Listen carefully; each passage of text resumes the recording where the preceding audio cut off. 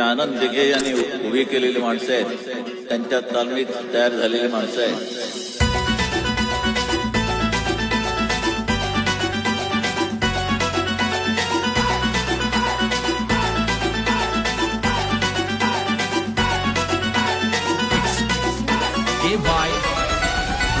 साठी राब राबतो, सागल्या बनून जागतो, संकटात पाय रोवूनी एकटा उभा ठाकतो.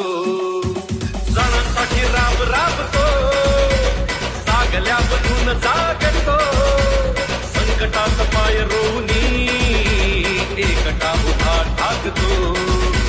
शब्दांना धार अशी की एक बीज हात हलविला,